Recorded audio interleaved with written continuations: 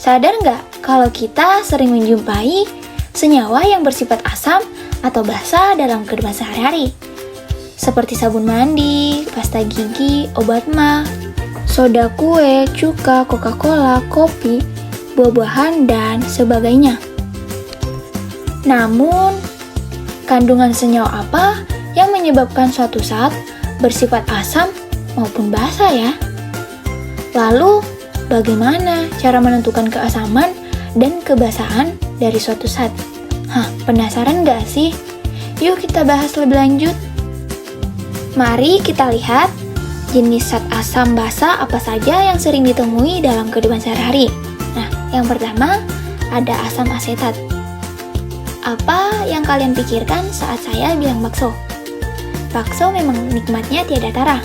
Namun, tanpa sadar kita menambahkan asam ke dalam mangkuk bakso, yaitu cuka. Nah, bentuk asam asetat yang umumnya adalah cuka. Tapi hati-hati loh, mengkonsumsi cuka berlebihan bisa berakibat buruk bagi kesehatan kita. Kemudian, asam sitrat. Contohnya pada es jeruk. Es jeruk nipis sangat segar dengan rasanya yang masam. Cocok diminum di siang hari yang panas. Namun, teman-teman harus tahu, rasa masam jeruk berasal dari kandungan bahan kimia, yaitu asam sitrat.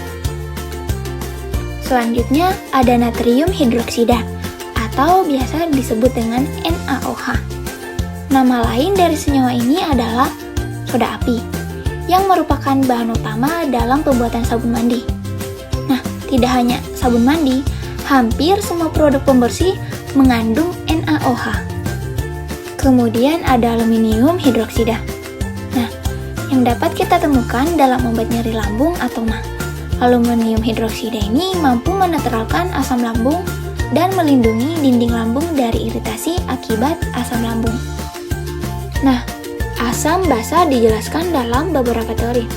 Yang pertama, teori asam basa Arrhenius, di mana menyatakan bahwa dalam pelarut air, asam merupakan zat yang menghasilkan ion hidrogen, dan basa merupakan zat yang menghasilkan ion hidroksida. Yang kedua ada asam basa Bronsted-Lowry.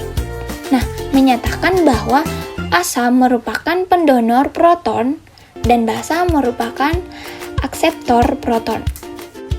Yang ketiga ada teori asam basa Lewis yang menyatakan bahwa asam merupakan akseptor pasangan elektron dan basa merupakan pendonor pasangan elektron. Kemudian ada reaksi asam basa.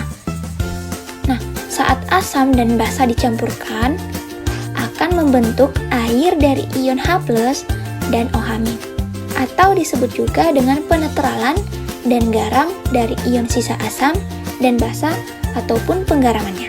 Namun, bagaimana kita dapat mengukur asam atau basa? Teman-teman pasti sudah tidak asing lagi dengan istilah pH.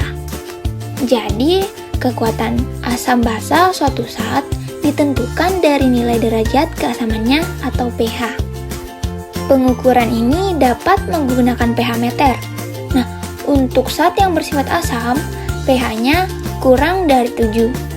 Lalu, untuk zat yang bersifat basa, pH-nya lebih dari 7. Dan untuk zat netral nilainya sama dengan 7. Tahukah teman-teman mengenai hujan asam? Nah, hujan asam sendiri pernah melanda Indonesia, khususnya di wilayah Sumatera, Kalimantan, Bandung, dan Jakarta. Hujan asam merupakan hujan yang memiliki pH rendah dan memiliki sifat asam yang korosif atau dapat mengikis partikel lainnya. Hujan asam juga biasa dikenal sebagai hujan yang mengandung endapan asam, yaitu kandungan sulfur dan nitrogen oksida yang terbawa udara, kemudian akan menyebar pada atmosfer. Air dari hujan asam lantas menyiram permukaan bumi, merembes masuk ke dalam tanah dan menimbulkan efek yang buruk bagi kehidupan semua makhluk di bumi. Hujan asam sendiri mempunyai dampak, yaitu tumbuhan terancam mati akibat pengikisan jaringan epidermis. sulfur dioksida dan nitrogen dioksida mempunyai jaringan epidermis. Kemudian hewan terancam mati akibat karbodioksida yang berlebih. Lalu akan menyebabkan berbagai macam penyakit. Akan mengancam keberlangsungan industri dan merusak bangunan, dan akan merusak ekosistem pada air.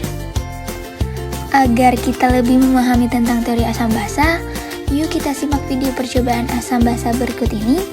Nah, pertama-tama kita sediakan 3 larutan, yaitu larutan sabun, larutan cuka, dan air hujan.